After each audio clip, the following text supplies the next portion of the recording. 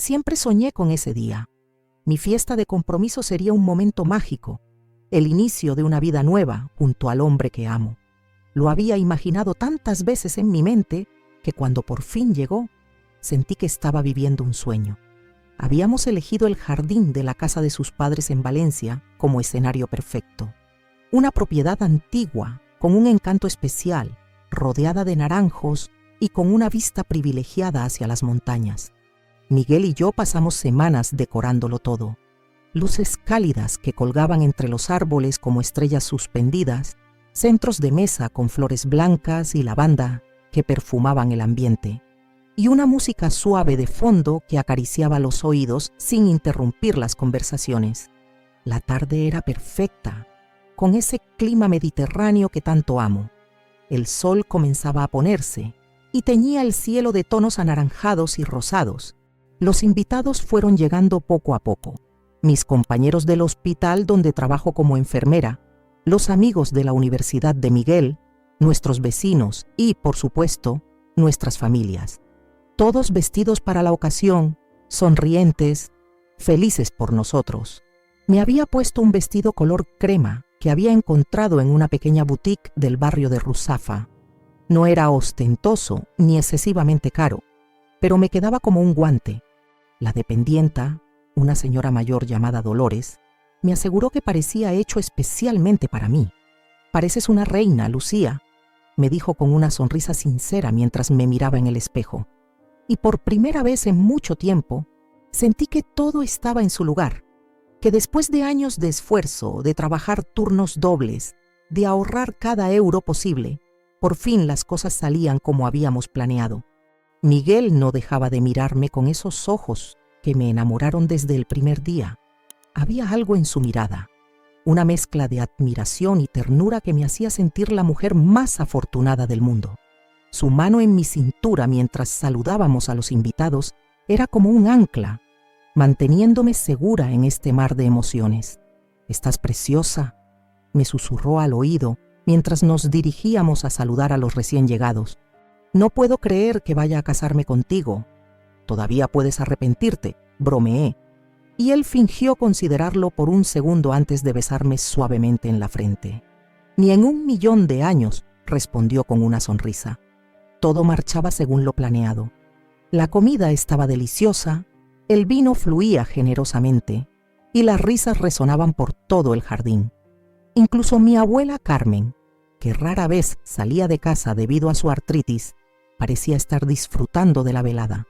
La vi conversando animadamente con la madre de Miguel sobre recetas tradicionales y me alegré de que nuestras familias se llevaran tan bien. Pero la tranquilidad se desmoronó en un abrir y cerrar de ojos cuando vi llegar a mis padres. Desde la distancia noté algo extraño. Mamá vestía demasiado formal para la ocasión, con ese vestido negro que solo usaba para eventos importantes, y papá tenía esa expresión tensa que ponía cuando estaba nervioso. Pero lo que más me alarmó fue ver la cara de mi hermana Clara, que venía con ellos. Estaba pálida, con los ojos enrojecidos, como si hubiera estado llorando. Intenté convencerme de que era solo una impresión, que quizás estaban cansados por el viaje desde Murcia, pero una sensación de pesadez me oprimía el pecho mientras me acercaba a saludarlos. Algo no estaba bien. «Mamá, papá, qué alegría que hayan podido venir», dije abrazándolos. Mamá correspondió con un abrazo frío, casi mecánico, y papá apenas sonrió. «¿Cómo no íbamos a venir a la fiesta de compromiso de nuestra hija mayor?», respondió mamá con un tono que no supe interpretar. «Aunque parece que te olvidaste de nosotros con tantos preparativos. Ni una llamada en 2 semanas. Lo siento, ha sido una locura con el trabajo y los preparativos». Me disculpé, aunque sabía que no era del todo cierto. La verdad es que había estado evitando hablar con ellos. Cada conversación con mi madre terminaba en reproches o presiones, y ya tenía suficiente estrés. Me giré hacia Clara, que permanecía un paso atrás, como queriendo desaparecer. «Clara, ¿estás bien?», pregunté en voz baja. «Sí, solo cansada», respondió sin mirarme a los ojos. Les presenté a algunas personas y los acompañé a su mesa. Noté que mamá miraba constantemente a su alrededor evaluando todo con esa mirada crítica suya. Vi cómo fruncía el ceño al ver la decoración, como si no fuera lo suficientemente elegante para sus estándares. Vi también cómo Clara se sentaba en una esquina, callada y nerviosa, jugando con el borde de su servilleta. A medida que avanzaba la noche, la tensión se hacía más palpable. Mamá apenas tocó su comida y bebió varias copas de vino más rápido de lo habitual. La noté mirando constantemente a Clara, que permanecía callada y nerviosa en una esquina. Miguel se acercó varias veces, tratando de integrarlos en la conversación, pero sus respuestas eran cortantes, casi groseras. Cuando llegó el momento del brindis, Miguel y yo nos pusimos de pie en el centro del jardín. Él tomó mi mano y comenzó un hermoso discurso sobre cómo nos conocimos, sobre nuestros planes y sueños juntos. Yo sentía que mi corazón iba a estallar de felicidad mientras todos escuchaban en silencio, todos excepto mi madre, que seguía inquieta en su asiento, como si estuviera a punto de explotar. Y entonces ocurrió.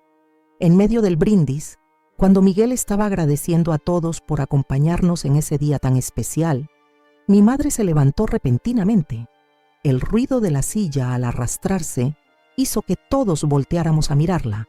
Tenía la cara roja, los ojos brillantes por el alcohol y la rabia. Golpeó su copa con una cuchara, produciendo un sonido estridente que hizo que todos guardaran silencio. «Un momento», gritó con voz temblorosa pero firme. «Antes de seguir con esta celebración, hay algo importante que decir». Sentí que mi sangre se helaba. Miguel apretó mi mano sintiendo mi tensión. Sabía que algo terrible estaba a punto de suceder, pero no podía moverme, no podía hablar. «Entrega los $72,000 del fondo de tu boda a tu hermana ahora mismo, o este compromiso se termina aquí».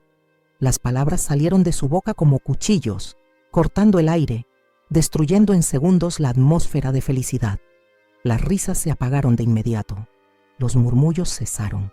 Todos los ojos se clavaron en mí, y un escalofrío me recorrió la espalda. Vi a Clara hundirse en su silla, avergonzada, mientras papá miraba al suelo, incapaz de intervenir como siempre. Vi la confusión en los ojos de Miguel y la sorpresa en los rostros de sus padres. En ese momento, sentí que mi mundo perfecto se derrumbaba a mis pies y no tenía idea de cómo iba a levantarme de entre los escombros. Me quedé paralizada, mirando a mi madre sin poder creer lo que acababa de ocurrir. El tiempo pareció detenerse en ese instante, como si todo el jardín hubiera quedado suspendido en una burbuja de tensión. El silencio era tan denso que casi podía tocarse. Sentí la mirada de todos sobre mí, la confusión de los amigos de Miguel, la vergüenza de los míos, el desconcierto de su familia. «¿Qué estás diciendo, mamá?», logré articular finalmente, mientras mi voz parecía venir de muy lejos, como si no fuera la mía. «Lo que has oído, Lucía», respondió ella, aferrándose a su copa como si fuera un escudo. «Tu hermana necesita ese dinero. Clara está embarazada y el padre del niño la ha abandonado. Necesita comenzar una nueva vida y tú, que siempre has tenido todo, puedes prescindir de ese lujo de boda que estás planeando». Miré a Clara, buscando alguna explicación en sus ojos, pero ella bajó la mirada como si supiera que estaba mal, pero no tuviera el valor de detenerla. Sus hombros se sacudían ligeramente, señal inequívoca de que estaba llorando en silencio. El fondo del que hablaba era dinero que Miguel y yo habíamos ahorrado durante 5 años, centavo por centavo. Recordé todas las veces que habíamos renunciado a salidas, a viajes, incluso a pequeños caprichos diarios. Él, con su modesto sueldo de profesor en el instituto público del barrio de Benimaclet. Yo, con los turnos interminables en el Hospital La Fe. Cada euro ahorrado representaba un sacrificio, un paso más hacia nuestro sueño compartido. No solo era para la boda, sino también para el pago inicial de un pequeño piso en el centro que habíamos estado mirando. Miguel se acercó y me rodeó con su brazo protector. «Señora Martínez, creo que deberíamos hablar de esto en privado», dijo con una voz conciliadora que contrastaba con la tensión del momento. «No hay nada que hablar en privado», espetó mi madre, alzando más la voz. Si mi hija me respetara, ya habría aceptado ayudar a su hermana. Pero siempre ha sido egoísta, siempre pensando solo en ella. Las palabras me golpearon como bofetadas. Toda la vida había intentado complacerla. Toda la vida había sido la hija responsable, la que nunca causaba problemas, la que siempre estaba disponible cuando me necesitaban. ¿Y ahora era egoísta por querer conservar lo que habíamos conseguido con tanto esfuerzo? Mamá, por favor, intervino Clara con voz temblorosa. Yo no quiero su dinero, de verdad. Esto ha sido idea tuya, no mía. Tú cállate, le ordenó mamá. No sabes lo que dices. Ese niño necesitará un techo, comida, educación. ¿Crees que vas a poder mantenerte sola? ¿Con tu trabajo de camarera en esa cafetería de mala muerte? Sentí que algo se agitaba dentro de mí. No era solo por el dinero. Era por los años de manipulación, de control, de hacer que me sintiera culpable por cada decisión que tomaba. Era por Clara, que siempre había sido víctima de las ambiciones frustradas de mamá, usada ahora como excusa para este espectáculo vergonzoso. Lucía, susurró Miguel, no tenemos que decidir esto ahora. Podemos hablar otro día, con calma. Miré a mi alrededor y vi el hermoso jardín que con tanto esmero habíamos decorado. Vi las caras incómodas de nuestros invitados. Vi a los padres de Miguel, tan distintos a los míos, con esas expresiones de amable preocupación. Vi a Javier, el mejor amigo de Miguel, haciendo señas discretas para indicar que podía ayudar a sacar a mi madre de allí si era necesario. Respiré hondo y, con la voz serena pero firme, dije simplemente, no. La cara de mi madre cambió en un instante. La incredulidad dio paso a la furia. ¿Qué has dicho? He dicho que no, repetí, con una calma que no sabía que poseía. No voy a darte ese dinero. No así, no de esta manera. Si Clara necesita ayuda, encontraremos la forma, pero no voy a entregar nuestros ahorros de 5 años porque tú lo exijas en medio de nuestra fiesta de compromiso. Fue como encender una mecha. Mi madre, sin pensar, atravesó la distancia que nos separaba en 2 zancadas y, delante de todos, me cruzó la cara con una bofetada tan fuerte que perdí el equilibrio. Miguel intentó sujetarme, pero trastabillé hacia atrás y me golpeé contra una de las columnas que sostenían las luces del jardín. Sentí el sabor metálico de la sangre en mi boca y el silencio atónito de los invitados. El dolor físico no fue nada comparado con la humillación. Toda mi vida expuesta de golpe ante las personas que más me importaban, todas las apariencias de familia normal derrumbadas en un instante. ¡Estás loca!, gritó Miguel, poniéndose delante de mí para protegerme. ¡No vuelva a tocarla! Esta no es tu casa, intervino Javier, acercándose también. Le pido que se marche ahora mismo o llamaremos a la policía. Mi madre parecía sorprendida por su propia reacción, pero no retrocedió. Tú no eres nadie para decirme cómo tratar a mi hija, le espetó a Miguel. Luego se volvió hacia mí. Y tú, desagradecida, después de todo lo que hemos hecho por ti, todo lo que has hecho por mí. Noté que mi voz sonaba distinta, más profunda, como si algo muy antiguo estuviera despertando dentro de mí. ¿Te refieres a las veces que me hiciste sentir que nunca era suficiente?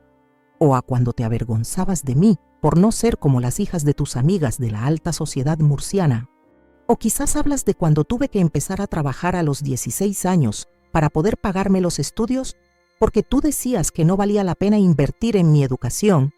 Las palabras salían solas, como un río desbordado que llevaba años contenido. Vi que papá intentaba acercarse, su rostro una máscara de angustia. Siempre había sido así. Ella atacaba, él observaba, incapaz de defender a sus hijas, atrapado en una relación que había consumido su voluntad. Me apoyé en la pared para no caer y miré directamente a los ojos de mi madre. Ya no temblaba. Mi corazón, herido, latía con furia, pero también con una extraña claridad. Era como si, por primera vez en mi vida, estuviera viéndola realmente tal como era, sin el filtro del miedo o la culpa. Vas a recibir una sorpresa que nunca vas a olvidar, le dije con voz baja, pero tan cortante como una cuchilla. No sabía exactamente qué estaba prometiendo. No sabía si hablaba desde el dolor, la rabia o el amor propio que ella había aplastado toda mi vida, pero no había vuelta atrás. Algo dentro de mí se había roto para siempre, y al mismo tiempo, algo nuevo había nacido. Mi madre dio un paso atrás, sorprendida por mi firmeza. Nunca me había enfrentado a ella así. Siempre había sido la hija complaciente, la que buscaba la paz a toda costa. Pero esta vez había cruzado una línea. Esta vez había atacado no solo a mí, sino a todo lo que habíamos construido Miguel y yo, a nuestro futuro, a nuestra dignidad. «Vámonos, Fernando», le dijo a mi padre, recogiendo su bolso. «Nuestra hija ha elegido a estos extraños por encima de su propia sangre». Mi padre dudó un momento. Vi en sus ojos esa batalla interna que tantas veces había presenciado, el deseo de hacer lo correcto contra el temor a enfrentarse a ella. Como siempre, el temor ganó y asintió en silencio. «Clara, tú también», ordenó mi madre, pero mi hermana no se movió. «No, mamá», dijo Clara con una voz que nunca le había escuchado. «Me quedo con Lucía. Ella no merece esto». La sorpresa en el rostro de mi madre fue casi cómica. No estaba acostumbrada a que nadie le llevara la contraria, mucho menos sus propias hijas. Pero antes de que pudiera responder, la puerta del jardín se abrió con un crujido y todas las miradas se dirigieron hacia allí. Y entonces, como si el destino estuviera sincronizado con mis palabras, la puerta del jardín se abrió y apareció él, don Antonio Ramírez, el padre de Miguel. Era un hombre elegante, de unos 60 años, con el pelo canoso perfectamente peinado y esa postura recta que delataba sus años en el ejército antes de convertirse en empresario. Vestía un traje oscuro impecable y su presencia imponía respeto de inmediato. Nadie lo esperaba en la fiesta, ya que se suponía que estaba en Barcelona cerrando un importante acuerdo para su empresa de construcción. Miguel me había dicho que lamentaba mucho perderse nuestro compromiso, pero que era un negocio que llevaba meses preparando. Por eso, cuando apareció de pie en la entrada, un murmullo de sorpresa recorrió el jardín. «Papá», exclamó Miguel, tan sorprendido como el resto. «Pensábamos que estabas en Barcelona». Don Antonio no respondió. Recorrió la escena con la mirada. Los invitados en silencio, mi madre de pie con expresión desafiante, yo apoyada contra la columna con la marca roja de una bofetada en la mejilla, la sangre en la comisura de mis labios que intentaba limpiar disimuladamente con una servilleta. Su expresión era indescifrable, esa cara de póker que utilizaba en las negociaciones y que le había ganado la reputación de ser uno de los empresarios más astutos de Valencia. Pero yo, que había aprendido a conocerlo en estos 3 años, pude detectar esa pequeña arruga en su frente que aparecía cuando estaba genuinamente molesto. «Cancelé la reunión», dijo finalmente. «Algo me dijo que debía estar aquí hoy». Mi madre se quedó helada al verlo. Pude notar cómo su rostro cambiaba del enojo al miedo en cuestión de segundos.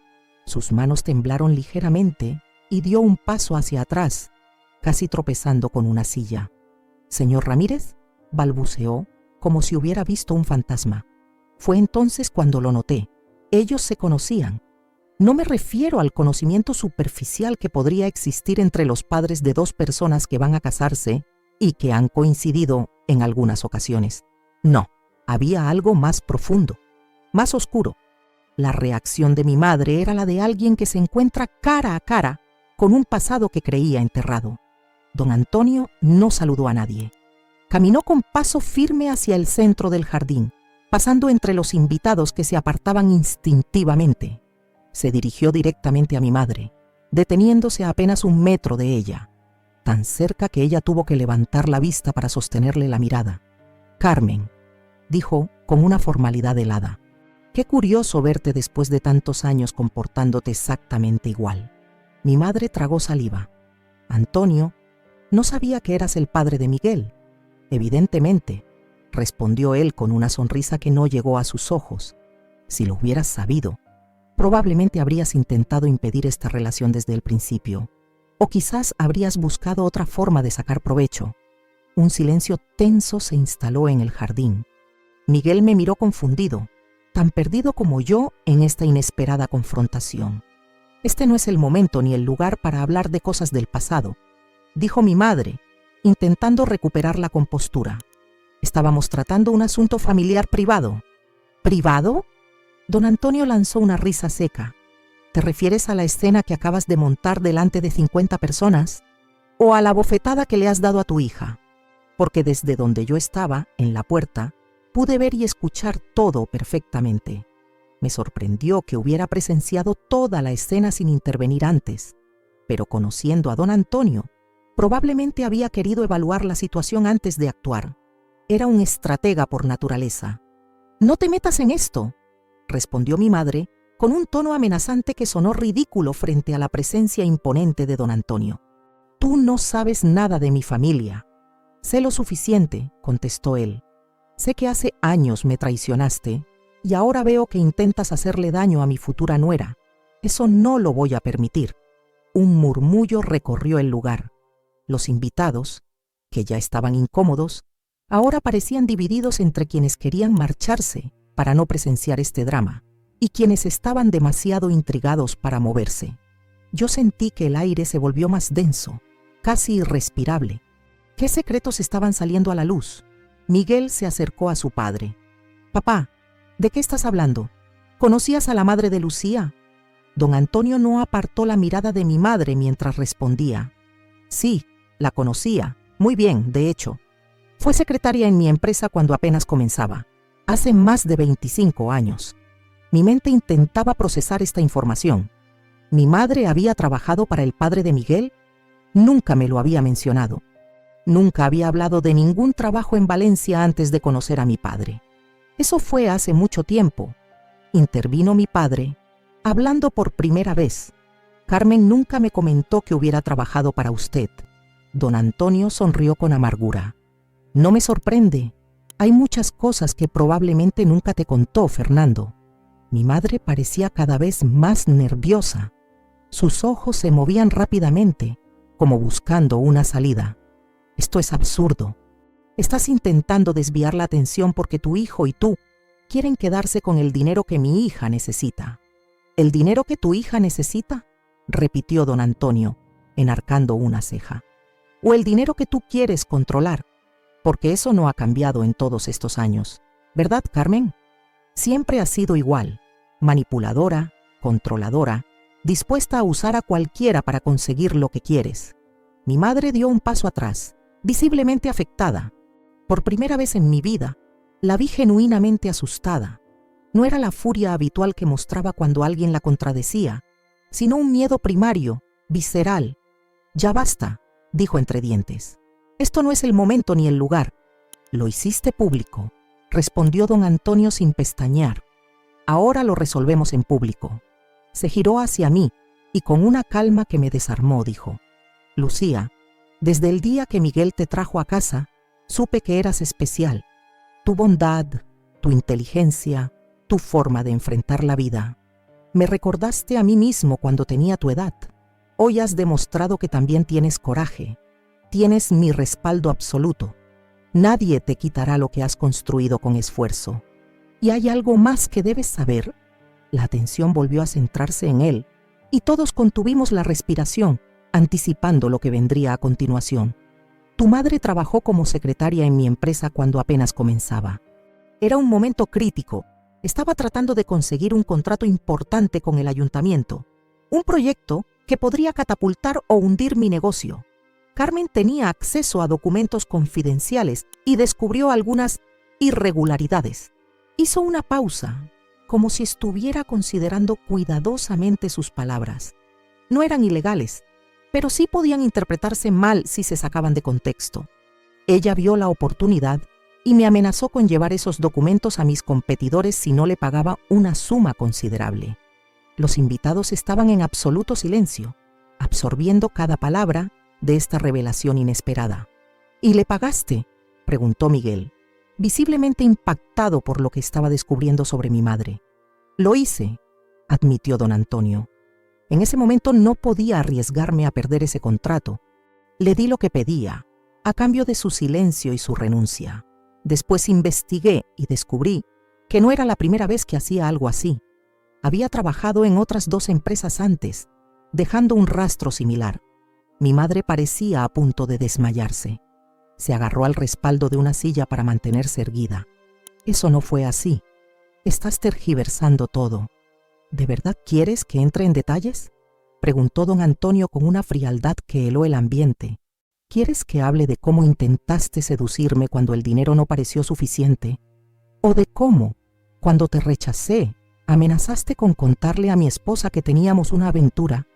La revelación dejó a todos estupefactos. Mi padre parecía haber envejecido 10 años en un minuto. Clara me miraba con los ojos muy abiertos, tan sorprendida como yo por esta faceta desconocida de nuestra madre. Nunca te denuncié, continuó don Antonio. Podría haberlo hecho, tenía pruebas, pero pensé en mi familia, en el escándalo, en lo que significaría para mi empresa en aquellos momentos difíciles. Así que pagué y dejé que te marcharas. Fue un error que me ha perseguido todos estos años. Se volvió hacia mi padre. Lo siento, Fernando. Debí haberte advertido cuando supe que estabas con ella. Pero era joven, estaba herido en mi orgullo y pensé que no era asunto mío. Mi padre asintió, como si de alguna manera esta revelación explicara muchas cosas que había experimentado durante años. Cuando Miguel me dijo que estaba enamorado de una chica llamada Lucía Martínez, no hice la conexión, continuó don Antonio. Y cuando finalmente conocí a Carmen en aquella cena hace unos meses, ella fingió no reconocerme. Pensé que quizás había cambiado, que merecía el beneficio de la duda. Ahora veo que me equivoqué. Yo no sabía qué decir. Todo este tiempo había creído que la hostilidad de mi madre hacia la familia de Miguel era por sus diferencias de clase social, porque ellos eran más adinerados, porque temía que me alejara de ella. Nunca imaginé que había una historia tan oscura detrás. Por un instante, el jardín entero se sumió en un silencio absoluto. Las luces cálidas que habíamos colocado con tanto cariño ahora parecían iluminar una escena de teatro, donde todos éramos actores involuntarios en un drama que escapaba a nuestro control. Miré a los invitados. Algunos bajaban la vista, incómodos. Otros observaban con una mezcla de fascinación y horror. Este no era el recuerdo que queríamos conservar de nuestra fiesta de compromiso. Miguel me rodeó con su brazo, protegiéndome. Podía sentir su cuerpo tenso, su respiración agitada. Esto era tan difícil para él como para mí. Descubrir que nuestras familias tenían una historia oscura, que se remontaba a antes de que nosotros siquiera nos conociéramos, era como si el destino hubiera jugado una broma macabra con nuestras vidas. Creo que es mejor que terminemos con esto, susurró Miguel a los invitados cercanos. Por favor, disculpen este desagradable incidente. La madre de Miguel, doña Teresa, una mujer discreta que siempre había sido amable conmigo, se acercó y comenzó a despedir a los invitados con una sonrisa forzada. La velada ha terminado, amigos. Gracias por venir, pero tenemos un asunto familiar que resolver. Mientras los invitados se retiraban en pequeños grupos, murmurando entre ellos, mi madre permanecía inmóvil, como si fuera una estatua de sal. Su cara había perdido todo color, y por primera vez en mi vida vi algo que nunca había visto en ella: vergüenza. No era solo miedo a ser descubierta, sino una genuina vergüenza por ver su pasado expuesto así, frente a todos. Clara se acercó a mí, sus ojos llenos de lágrimas. Lo siento tanto, Jean Lucía. Yo no quería que esto pasara. Traté de convencerla de que no viniera, pero la abracé con fuerza.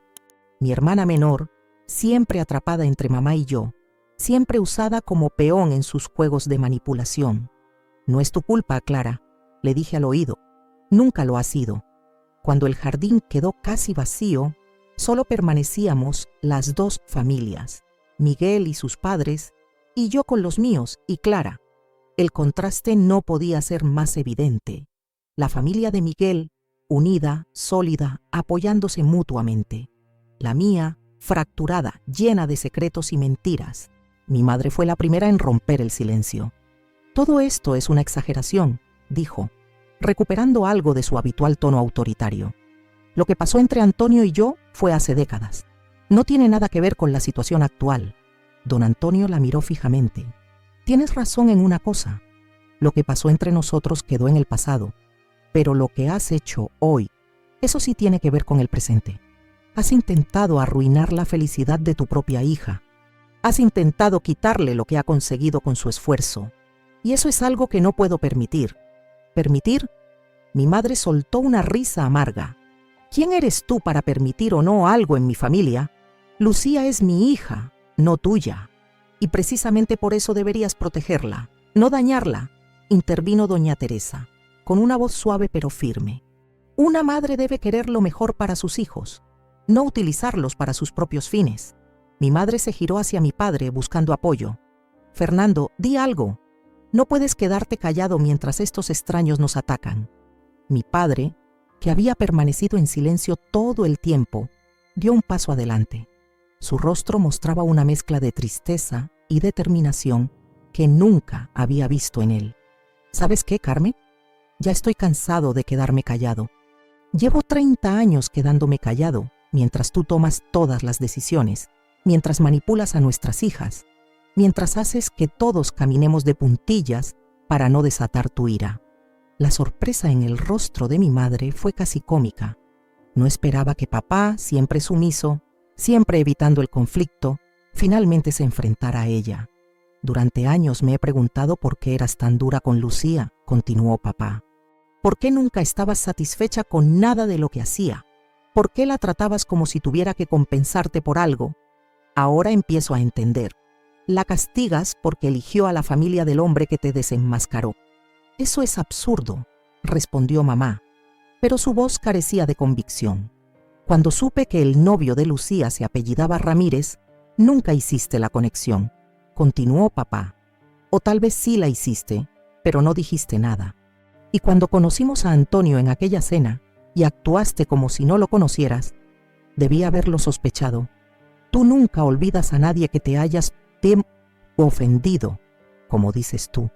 Miguel se acercó a mí y me tomó de la mano. ¿Estás bien?, me preguntó en voz baja. Asentí, aunque no estaba segura de estarlo. Mi mente intentaba procesar todo lo que estaba ocurriendo, todas estas verdades ocultas que emergían como burbujas de una charca estancada. Hay algo más que deben saber, dijo don Antonio, dirigiéndose a todos nosotros, pero especialmente a mí y a Miguel. Después de lo que pasó con Carmen, investigué a fondo. Descubrí que había hecho lo mismo en otras empresas, como ya mencioné. Pero también descubrí algo más grave. Hizo una pausa, como si estuviera considerando si debía continuar. Descubrí que tenía conexiones con personas poco recomendables en Madrid. Personas involucradas en pequeñas estafas, en fraudes de seguros, ese tipo de cosas. Mi madre palideció aún más. Eso no es cierto, murmuró, pero sin la energía de antes. Lo es, y tengo pruebas, respondió don Antonio. Nunca las utilicé porque, como dije, no quería un escándalo, pero las guardé por si acaso. Y ahora me alegro de haberlo hecho. Clara dio un paso adelante. ¿Es eso cierto, mamá? ¿Es por eso que siempre estamos mudándonos? ¿Por eso nunca permanecemos más de 3 o 4 años en el mismo lugar? Una pieza del rompecabezas encajó en mi mente. Era verdad. Mi infancia había sido un constante trasladarse de una ciudad a otra. Murcia, Alicante, Madrid, Valencia y luego de vuelta a Murcia. Siempre me habían dicho que era por el trabajo de papá, pero ahora entendía que quizás había otras razones. Necesito sentarme, dijo mi madre, de repente. Parecía haber envejecido 10 años en una hora.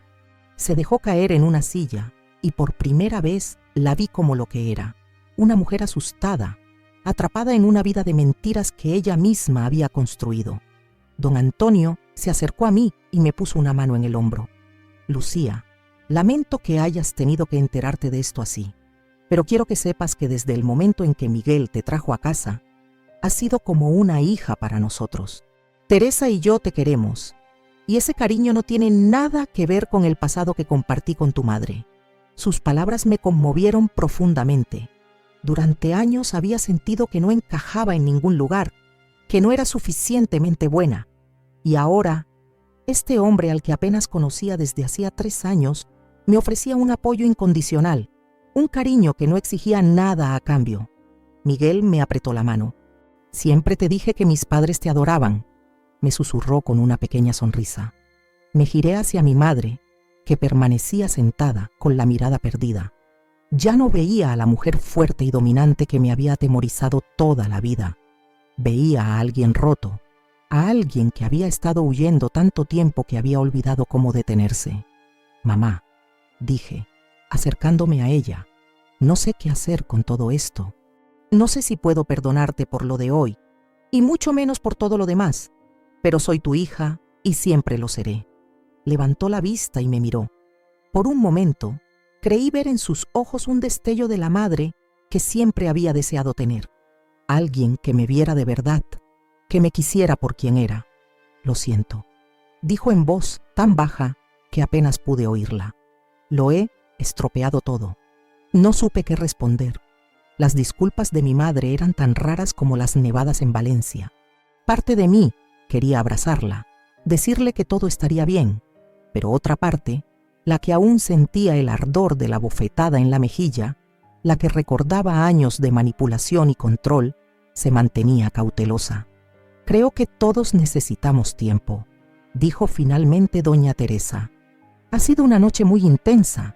Fernando, ¿por qué no te llevas a Carmen a casa? Mañana, cuando todos estemos más calmados, podemos hablar de nuevo».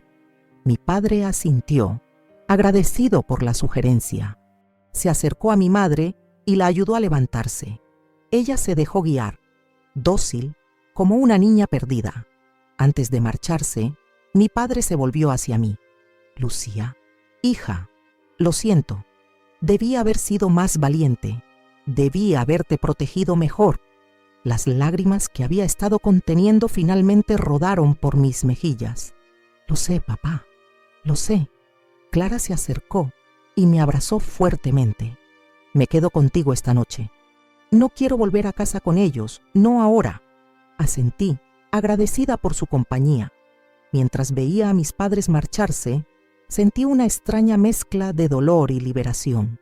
Era como si un peso que había cargado toda mi vida comenzara a aligerarse, aunque el proceso fuera doloroso.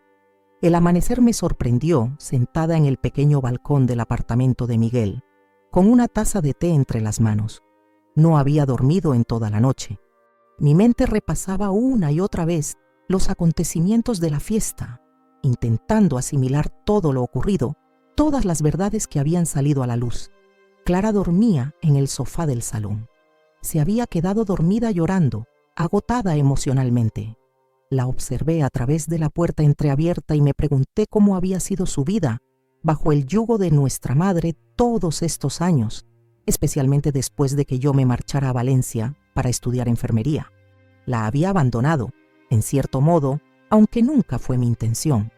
Siempre pensé que era más fuerte quedándome lejos, enviando dinero cuando podía, visitándolas en Navidad y en verano. Ahora me preguntaba si había sido suficiente. Miguel salió de la habitación con el pelo revuelto y los ojos enrojecidos. También él había pasado una mala noche. Se sentó a mi lado en silencio y me rodeó con su brazo. No hacían falta palabras entre nosotros. Siempre había sido así, desde que nos conocimos en aquel congreso de medicina en el Hospital del Mar de Barcelona, donde él presentaba una ponencia sobre educación sanitaria en institutos, y yo asistía como enfermera en prácticas. Hubo una conexión inmediata, como si nuestras almas se reconocieran. «Mis padres vendrán a las 11», dijo finalmente. «¿Estás preparada?» No lo estaba, pero asentí de todos modos. Teníamos que afrontar esto. Teníamos que decidir qué hacer a continuación. Nuestra boda estaba programada para dentro de 6 meses en una pequeña ermita cerca de la playa del Saler. ¿Seguiría en pie después de todo esto? A las 11 en punto, el timbre sonó con puntualidad militar, típica de don Antonio. Clara se despertó sobresaltada, desorientada por un momento hasta que recordó dónde estaba y por qué. Le sonreí, intentando infundirle ánimos. «Todo va a estar bien», le dije, sin estar segura de si era verdad. Cuando abrimos la puerta, don Antonio y doña Teresa entraron con expresiones serias pero amables. Traían una bolsa de pastelería del horno de la esquina, buñuelos, fartons y aquellas cocas de llanda que tanto me gustaban. Incluso en un momento así, doña Teresa pensaba en los pequeños detalles que hacían la vida más llevadera. «Hemos pensado que necesitaríais algo dulce», dijo con una sonrisa cálida. «El azúcar ayuda después de las noches difíciles». Nos sentamos en la pequeña mesa del comedor. El apartamento de Miguel era modesto, un piso de alquiler en el barrio de Ruzafa, con muebles heredados y algunos carteles de cine que reflejaban su pasión por el neorrealismo italiano. Nada que ver con la elegante casa de sus padres en la zona residencial de La Cañada. Pero a él no le importaba. Siempre había sido independiente, determinado a labrarse su propio camino. «Antes de nada», comenzó don Antonio, «quiero disculparme por lo de anoche. No era mi intención arruinar vuestra fiesta de compromiso revelando cosas del pasado. Pero cuando vi cómo tu madre te trató, Lucía, no pude quedarme callado». «Lo entiendo», respondí con la voz más firme de lo que esperaba. «Y se lo agradezco. Toda mi vida he sentido que había algo roto en mi familia. Ahora empiezo a entender por qué». Clara, que había permanecido en silencio, habló por fin. «Yo quería deciros algo», dijo con timidez. «Es sobre el embarazo que mencionó mamá». Todos nos volvimos hacia ella. En medio del drama, casi había olvidado ese detalle. «No estoy embarazada», confesó con las mejillas encendidas. «Fue idea de mamá. Me dijo que si fingía estarlo, sería más fácil convencerte para que nos dieras el dinero. Al principio me negué, pero ella insistió tanto. Dijo que era por mi futuro, que necesitábamos ese dinero para montar un negocio que nos permitiera ser independientes de una vez. La revelación no me sorprendió tanto como debería. Era típico de mi madre urdir planes elaborados, manipular, mentir si era necesario para conseguir lo que quería. «¿Y para qué quería realmente el dinero?», preguntó Miguel, expresando lo que todos pensábamos. Clara bajó la mirada. «No lo sé exactamente. Últimamente he estado actuando de manera extraña. Recibe llamadas que contesta en privado. Ha estado revisando los papeles de propiedad de la casa. Creo que tiene problemas, tal vez deudas». Don Antonio asintió, como si confirmara algo que ya sospechaba. Eso encajaría con lo que descubrí hace años. Las personas con las que estaba involucrada no son precisamente pacientes cuando se trata de cobrar lo que se les debe. Un escalofrío me recorrió la espalda. ¿Estaba mi madre en peligro? A pesar de todo, a pesar del daño que me había hecho, seguía siendo mi madre. «Deberíamos llamarla, comprobar si está bien», pregunté, sorprendiéndome a mí misma por la preocupación que sentía. Miguel me tomó la mano. «Si quieres, podemos ir a verla más tarde. Pero primero tenemos que decidir qué hacer con nuestros planes. La boda, la casa que pensábamos comprar». «No vais a cambiar nada», intervino doña Teresa con firmeza. «Habéis trabajado muy duro para llegar hasta aquí. Lo que pasó anoche fue desagradable, pero no debe afectar a vuestro futuro». Don Antonio asintió. «Teresa tiene razón. Además, quiero haceros una propuesta». Se aclaró la garganta. Un gesto que hacía cuando estaba a punto de decir algo importante. «El dinero que habéis ahorrado para la entrada del piso, usadlo para la boda, para el viaje, para lo que queráis. Yo me haré cargo del pago inicial de la casa». Me quedé sin aliento. Era una cantidad considerable, mucho más de lo que Miguel y yo habíamos conseguido ahorrar en 5 años. «No podemos aceptar eso», dije automáticamente. «Es demasiado». Don Antonio sonrió. «Puedes considerarlo un regalo de bodas anticipado, o si te hace sentir mejor, un préstamo sin intereses que me devolveréis cuando podáis. Lo importante es que tengáis vuestro hogar, un lugar seguro para empezar vuestra vida juntos». Miguel parecía tan sorprendido como yo. «Papá, es muy generoso, pero nada», le interrumpió su padre. «Ya he tomado la decisión. He visto cómo habéis luchado, cómo habéis trabajado duro sin pedir ayuda a nadie. Admiro eso. Pero a veces, aceptar ayuda no es debilidad, sino sabiduría». Las lágrimas asomaron a mis ojos. No estaba acostumbrada a la generosidad desinteresada. En mi familia, cada regalo venía con condiciones, con expectativas de devolución en alguna forma. «Gracias», dije finalmente, con la voz quebrada. «Lo pensaremos». Clara me miró con una mezcla de admiración y envidia. Te lo mereces, Lucía. Siempre has sido la fuerte, la que se enfrentó a mamá, la que tuvo el valor de marcharse y hacer su vida. Sus palabras me sorprendieron. Nunca me había visto a mí misma como fuerte. Al contrario, me sentía cobarde por haber escapado, por haber dejado a Clara atrás. Tú también puedes hacer tu vida, Clara, le dije, apretando su mano. No tienes que quedarte con ellos. Puedes venir a Valencia, buscar trabajo, estudiar si quieres, y dejar a papá solo con ella, respondió con tristeza. ¿Sabes cómo es? Lo destruiría. Tenía razón, y eso me dolía profundamente. Nuestro padre, un hombre bueno, pero débil, atrapado en un matrimonio tóxico que lo había ido consumiendo año tras año. El timbre sonó de repente, sobresaltándonos a todos. Miguel fue a abrir, y para mi sorpresa, mis padres estaban en la puerta. Mi padre parecía haber envejecido 10 años en una noche. Mi madre, en cambio, había recuperado su compostura habitual, aunque había algo diferente en ella, algo que no supe identificar de inmediato. «Tenemos que hablar», dijo con una voz que intentaba ser autoritaria, pero que delataba cierto nerviosismo. Don Antonio se levantó como preparándose para otra confrontación. Doña Teresa puso una mano en su brazo, calmándolo. «Adelante», dijo Miguel, haciéndose a un lado para dejarlos pasar. Mis padres entraron y se quedaron de pie en medio del salón, incómodos. El contraste con la noche anterior era notable. Ya no había furia en mi madre, sino una extraña mezcla de arrogancia y miedo. «Clara, vámonos», ordenó mirando a mi hermana.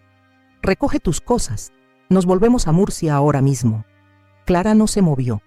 Se quedó sentada a mi lado, con la espalda recta y la mirada fija. «No, mamá», dijo con una voz que nunca le había escuchado. «No voy a aceptar más órdenes.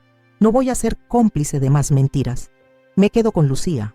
Mi madre se quedó boquiabierta. Nunca, en sus 23 años, Clara se había enfrentado a ella así. Siempre había sido la hija complaciente, la que agachaba la cabeza y obedecía para evitar conflictos. «¿Qué estás diciendo? ¿Te has vuelto loca?», exclamó mi madre, avanzando hacia ella con las manos temblorosas. Me levanté y me interpuse entre ambas. «No, mamá, no voy a permitir que la trates así. No voy a permitir que nos manipules más. Si Clara quiere quedarse conmigo, puede hacerlo. ¿Y cómo piensas mantenerla? ¿Con tu sueldo de enfermera? No me hagas reír. Prefiero vivir con poco a vivir con miedo», respondió Clara, poniéndose a mi lado. «Prefiero trabajar de camarera, como dijiste anoche, en una cafetería de mala muerte, que seguir siendo tu títere». Mi madre retrocedió, visiblemente afectada por la rebelión de Clara. Había perdido el control sobre nosotras, y eso era lo que más temía en el mundo. Mi padre, que había permanecido en silencio hasta entonces, dio un paso al frente. «Carmen, vámonos», dijo con suavidad. «Dejemos que las chicas decidan por sí mismas». «¿Tú también?», lo miró con incredulidad. «¿Tú también te pones en mi contra?». «No es ponerse en tu contra», respondió él con calma. «Es dejar que nuestras hijas sean adultas, que tomen sus propias decisiones. Algo que deberíamos haber hecho hace mucho tiempo». Mi madre tomó su bolso y se dirigió hacia la puerta. «¿Sabes qué? Haz lo que quieras, Piri. Clara, quédate con tu hermana, con estos extraños. Cuando fracases, no vengas llorando a casa». Antes de marcharse, se giró hacia mí. «Y en cuanto a ti, no creas que esto ha terminado». Salió dando un portazo, dejando tras de sí un silencio tenso. Mi padre nos miró con tristeza. «Lo siento», murmuró antes de marcharse con la cabeza baja detrás de ella. «Os llamaré más tarde». Cuando se fueron, todos exhalamos a la vez, como si hubiéramos estado conteniendo la respiración. Clara se derrumbó en mis brazos, llorando, pero esta vez eran lágrimas diferentes, no de tristeza, sino de liberación. «¿Qué he hecho?», sollozó. «¿Qué voy a hacer ahora?». La estreché contra mí, sintiendo un orgullo inmenso por su valor. «Lo correcto, Clara. Has hecho lo correcto. Y en cuanto a lo que vas a hacer, vamos a averiguarlo juntas». Miguel nos abrazó a ambas, y por un momento sentí que estábamos formando algo nuevo. Una familia diferente, basada en el respeto y el cariño mutuo, no en el miedo y la manipulación. Esa noche, mientras Clara dormía en la habitación de invitados y Miguel se duchaba, me senté de nuevo en el balcón. La ciudad brillaba bajo un cielo estrellado. Valencia, que había sido mi refugio durante años, ahora sería también el de Clara. Había pagado un precio por mi dignidad, por decir no por primera vez en mi vida. Un precio que incluía la ruptura definitiva con mi madre y posiblemente más conflictos en el futuro. Pero mientras contemplaba las luces de la ciudad, sentí que había valido la pena. La libertad tenía un precio, pero era un precio que estaba dispuesta a pagar. Pasaron semanas desde aquella noche, y una extraña calma fue instalándose en nuestras vidas, como la quietud que sigue a una tormenta devastadora. A veces, me despertaba en mitad de la noche con el corazón acelerado, reviviendo la humillación, la rabia, el sabor metálico de la sangre en mi boca, pero luego sentía la respiración tranquila de Miguel a mi lado y el mundo volvía a su lugar. Clara se adaptó sorprendentemente bien a Valencia. Encontró trabajo como dependienta en una pequeña librería del barrio del Carmen, un lugar encantador frecuentado por estudiantes y turistas. La dueña, una mujer mayor llamada Amparo, le había tomado cariño de inmediato y le estaba enseñando todo sobre el negocio. «Tiene buen ojo para los libros», me dijo un día cuando pasé a visitarlas. «Y los clientes la adoran. Ver a mi hermana florecer, liberar esa personalidad que siempre había estado reprimida bajo la sombra de nuestra madre. Era como descubrir a una persona nueva. Reía más, hablaba más, incluso había empezado a vestir con colores vivos, abandonando los tonos apagados que mamá siempre le había impuesto. «Estoy pensando en matricularme en la universidad del próximo curso», me confesó una noche mientras cenábamos en la terraza del apartamento que ahora compartíamos. «Quiero estudiar filología hispánica». «Es una idea maravillosa», le respondí genuinamente feliz por ella. «Siempre has tenido talento para la literatura». Mamá decía que era una pérdida de tiempo, comentó con un deje de amargura en la voz, que con mis notas mediocres no llegarían a ninguna parte. Negué con la cabeza. «Mamá dice muchas cosas que no son ciertas. Tus notas eran mediocres, porque nunca te permitió desarrollar tus propios intereses. Siempre comparándote conmigo, siempre exigiéndote que fueras algo que no eras». Clara sonrió y brindó conmigo con su copa de vino. «Por las segundas oportunidades», dijo. «Por las segundas oportunidades», repetí, pensando en cuánto significaba esa frase para ambas. En cuanto a nuestra boda, Miguel y yo decidimos cancelarla tal como estaba planeada. Después de todo lo sucedido, ya no nos parecía adecuado celebrar un evento grande y tradicional. En su lugar, optamos por algo más íntimo, más acorde con lo que realmente éramos. «¿Y si nos casamos en la playa?», propuso Miguel una tarde mientras paseábamos por la orilla del mar en el Saler, ese espacio natural que tanto amábamos, con sus dunas salvajes y su horizonte infinito. Algo pequeño, solo nosotros, nuestros amigos cercanos, tu hermana, mis padres. La idea me encantó. Nada de protocolo rígido, nada de invitados por compromiso, nada de esa presión social que convierte lo que debería ser un día de amor en una competición de apariencias. Don Antonio y doña Teresa apoyaron nuestra decisión sin reservas. De hecho, doña Teresa se ofreció a ayudarnos con los preparativos, pero sin imponer sus ideas. «Es vuestro día», dijo simplemente. «Debería reflejar quiénes sois vosotros, no lo que otros esperan». Esa actitud contrastaba tanto con la de mi madre que a veces me costaba asimilarlo. Había crecido en un hogar donde cada decisión era cuestionada, cada elección criticada si no se ajustaba a los estándares de perfección imposibles que ella establecía. Ahora, tenía una suegra que respetaba mi autonomía, que me valoraba por quien era y no por quien ella quería que fuese. Papá llamaba casi a diario. Breves conversaciones en las que preguntaba cómo estábamos Clara y yo, si necesitábamos algo. Siempre terminaba diciendo que nos quería, algo que rara vez había expresado cuando vivíamos bajo el mismo techo. Era como si la distancia le hubiera dado el valor que siempre le había faltado. «¿Cómo está mamá?», le preguntaba a veces, más por él que por verdadero interés. «Igual», respondía invariablemente. «Ya conoces a tu madre». Y vaya si la conocía. Orgullosa hasta la médula, incapaz de admitir errores, de pedir perdón, no me había llamado ni una sola vez desde aquella noche, como si yo hubiera dejado de existir para ella. Clara, en cambio, sí había recibido algunas llamadas, todas ellas intentos apenas velados de manipulación para que volviera a casa. «¿Cómo te va con esa gente?», le preguntó en una ocasión. «¿Ya te han hecho sentir que estás de más? ¿Que eres una carga?» «Nunca me han hecho sentir así», le respondió Clara con firmeza. «Al contrario, me han acogido como a una más de la familia. Ya veremos cuánto dura eso», fue la respuesta venenosa de nuestra madre antes de colgar.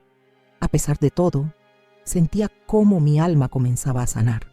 Había días en que casi no pensaba en ella, en que me permitía ser simplemente feliz sin ese peso constante de la culpa y el miedo que siempre me había acompañado. El trabajo en el hospital, las tardes con Miguel planeando nuestro futuro, las noches de cine con Clara, las visitas a la casa de mis futuros suegros para cenas familiares, donde las risas eran genuinas y las conversaciones no ocultaban puñales.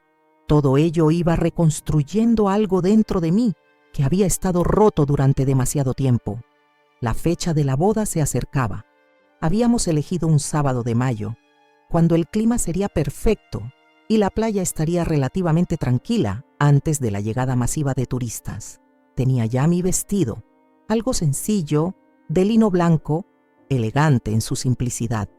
Nada que ver con el pomposo traje que mi madre había insistido que debía llevar para estar a la altura pues de la familia de Miguel. 2 días antes de la ceremonia, recibí una llamada inesperada.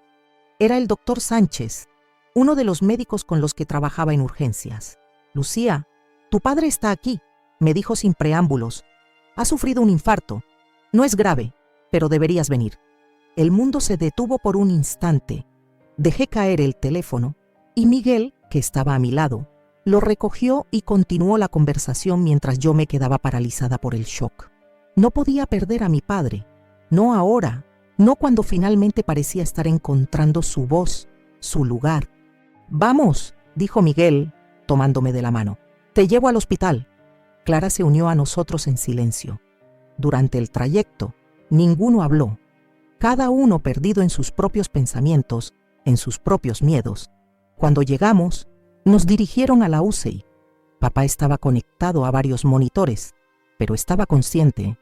Se le veía frágil, vulnerable, con ese tono grisáceo en la piel que tanto nos alarmaba a los profesionales sanitarios. Pero sus ojos se iluminaron al vernos entrar. «Mis niñas», murmuró, extendiendo una mano hacia nosotras. Clara y yo nos acercamos, tomándole cada una de una mano. Sentí su pulso débil bajo mis dedos y tuve que contener las lágrimas. «¿Cómo te encuentras?», le pregunté intentando sonar profesional, centrada, cuando por dentro estaba aterrada. «He estado mejor», respondió con una pequeña sonrisa. «Pero no os preocupéis, no pienso irme todavía. Tengo una boda a la que asistir». La simple mención de la boda hizo que mi corazón se encogiera. ¿Estaría lo suficientemente recuperado para entonces? ¿Debíamos posponerla? «Papá, la boda puede esperar», dije, apretando su mano. «Lo importante ahora es que te recuperes». Negó débilmente con la cabeza. «De ninguna manera. He esperado demasiado tiempo para ver a mi hija mayor feliz. No voy a perderme ese momento». Fue entonces cuando la vi, al otro lado de la habitación, sentada en una silla junto a la ventana, tan inmóvil que casi parecía parte del mobiliario. Mi madre tenía los ojos enrojecidos, como si hubiera estado llorando, algo que raramente le había visto hacer. Nuestras miradas se cruzaron y por un instante vi algo en sus ojos que nunca había visto antes. Miedo, no el miedo controlador al que estaba acostumbrada, sino un miedo primario, visceral, el miedo a perder a alguien que, a pesar de todo, amaba a su manera retorcida. Se levantó y se acercó a la cama. Esperé tensarse, preparar alguna frase cortante, pero en su lugar simplemente dijo: «El médico dice que se recuperará completamente si sigue el tratamiento». Su voz sonaba diferente, casi humilde. El infarto de papá parecía haberla afectado más profundamente de lo que hubiera imaginado. Los días siguientes fueron una montaña rusa de emociones. Papá respondió bien al tratamiento y los médicos confirmaron que podría asistir a la boda si se mantenía tranquilo. La presencia constante de mi madre en el hospital creó una tregua incómoda entre nosotras. No hablábamos directamente, pero tampoco nos evitábamos. Era como si hubiéramos establecido un pacto silencioso de civilidad por el bien de papá. El día de la boda amaneció radiante, con ese azul intenso que solo el cielo mediterráneo puede ofrecer. La ceremonia sería al atardecer, cuando el sol comenzara a descender, tiñendo el mar de dorado. Pasé la mañana con Clara y algunas amigas del hospital, intentando mantener a raya los nervios. A media tarde, mientras me preparaba, alguien llamó suavemente a la puerta de la habitación. «Adelante», dije, esperando que fuera Clara con mi ramo, pero fue mi madre quien entró. Vestía un traje discreto en tono beige, muy distinto a los colores llamativos que solía preferir. Llevaba en las manos una pequeña caja antigua que reconocí de inmediato, el joyero de la abuela Carmen. «Tu padre está descansando», dijo, como justificando su presencia. «Vendrá directamente a la playa con nosotros». Asentí, sin saber qué decir. Era la primera vez que estábamos a solas desde la noche de la fiesta. «Quería darte esto», continuó, extendiendo la caja hacia mí. «Perteneció a tu abuela y a su madre antes que a ella». Abrí la caja con manos temblorosas. Dentro había un delicado collar de perlas, sencillo pero elegante, con un pequeño broche de plata. «No es muy ostentoso», dijo mi madre, con un atisbo de su antiguo tono crítico. «Pero es lo que tenemos, lo que somos». Entendí lo que intentaba decirme, a su manera limitada. Era una ofrenda de paz, un reconocimiento de nuestras raíces compartidas, a pesar de todo lo que nos separaba. «Es perfecto», respondí, sacando el collar de la caja. «¿Me ayudas a ponérmelo?» Fue un gesto pequeño, pero significativo. Mientras sus manos temblorosas luchaban con el cierre del collar, sentí que algo se aflojaba dentro de mí. No era perdón, no exactamente. Era más bien aceptación. Aceptación de que mi madre era quien era, con todos sus defectos, con toda su complejidad, que nunca sería la madre que había soñado tener, pero era la única que tenía. «Gracias», dije cuando terminó. Asintió brevemente y se dirigió a la puerta. Antes de salir, se detuvo y, sin volverse, dijo: «Estás muy guapa, Lucía. Él tiene suerte». Y se marchó, dejándome con la sensación de haber recibido el cumplido más sincero que jamás me había hecho. La ceremonia fue exactamente como la habíamos imaginado. Simple, emotiva, rodeados solo de las personas que realmente importaban. Mi padre me llevó del brazo hasta donde Miguel esperaba, junto al mar. Caminaba despacio, aún débil, pero con una determinación que me conmovió. Vi orgullo en sus ojos y también una disculpa silenciosa por todos los años en que no había sabido protegernos. Miguel estaba guapísimo con su traje claro, tan nervioso como yo, pero con esa sonrisa que me había enamorado desde el primer día. Don Antonio y doña Teresa nos miraban con genuina felicidad. Clara, mi dama de honor, radiante con un vestido azul que ella misma había elegido, sin la influencia opresiva de nuestra madre. Y en segunda fila, casi oculta entre los pocos invitados, mi madre, observando en silencio, con una expresión indescifrable. Parte de mí quería que se fuera, que no estuviera allí para ensombrecer mi día. Pero otra parte, la que aún recordaba los escasos momentos buenos, los cuentos antes de dormir, las tardes en el parque antes de que la amargura la consumiera completamente, se alegraba de que estuviera presente. Cuando pronunciamos nuestros votos, cuando Miguel me puso el anillo en el dedo y me besó por primera vez como su esposa, sentí que algo se cerraba y algo nuevo comenzaba, un ciclo que terminaba y otro que se abría ante nosotros, lleno de posibilidades. La pequeña recepción que siguió, en un chiringuito de playa decorado con guirnaldas de luces y flores silvestres, fue más una celebración de la vida que una fiesta de bodas tradicional. Comimos paella cocinada a la vista de todos, bebimos sangría, Bailamos descalzos en la arena mientras el sol se ponía en el horizonte. Vi a mi padre sonreír más en esa tarde que en todos los años anteriores juntos. Lo vi hablar con don Antonio, compartir anécdotas, reír sin esa tensión que siempre lo acompañaba cuando mamá estaba cerca. Lo vi incluso bailar con doña Teresa una canción lenta, moviéndose con cuidado pero con evidente disfrute. Y vi a mi madre sentada en una mesa apartada, observándolo todo con ojos que ya no juzgaban, sino que parecían estar aprendiendo algo nuevo, algo que tal vez había olvidado. Cómo era la felicidad simple, sin artificios, sin pretensiones. Clara se acercó a mí en un momento tranquilo de la fiesta. ¿Eres feliz?, me preguntó abrazándome. Más de lo que nunca pensé que sería posible. Respondí con sinceridad. Te lo mereces, dijo con fervor. Después de todo, después de ella. Shh, la interrumpí suavemente. Hoy no es día para pensar en el pasado. Es día de mirar hacia adelante. Y era cierto. Mientras bailaba con Miguel bajo las estrellas, mientras reía con nuestros amigos, mientras abrazaba a mis suegros, que ahora eran también mi familia, sentí que el pasado iba perdiendo su poder sobre mí. Las heridas seguían ahí, algunas tan profundas que probablemente nunca cicatrizarían por completo, pero ya no definían quién era yo, ya no limitaban lo que podía llegar a ser. Hoy, mientras escribo estas palabras en el pequeño estudio de nuestra nueva casa, esa que finalmente compramos con la ayuda de don Antonio y que poco a poco vamos convirtiendo en un hogar, llevo el apellido de mi esposo con orgullo, pero sobre todo llevo mi propio nombre con firmeza. Lucía, la que porta la luz. Un nombre que durante tanto tiempo sentí como una ironía cruel, dado lo oscura que había sido mi vida familiar, pero que ahora reclamaba con pleno derecho.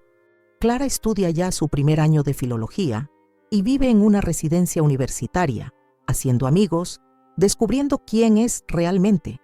Papá se ha recuperado completamente y ha comenzado a pintar, un hobby que abandonó cuando se casó con mamá y que ahora retoma con entusiasmo renovado. Incluso ha hablado de jubilarse anticipadamente para dedicarse por completo a ello. En cuanto a mamá, seguimos manteniendo una relación distante pero cordial. Hay heridas que ni el tiempo puede sanar completamente, pero ya no tengo miedo de ella ni de lo que otros piensen. Ya no busco su aprobación ni me desvivo por complacerla. He aprendido que el respeto no se exige, se gana, y que el amor verdadero no duele, no manipula, no controla.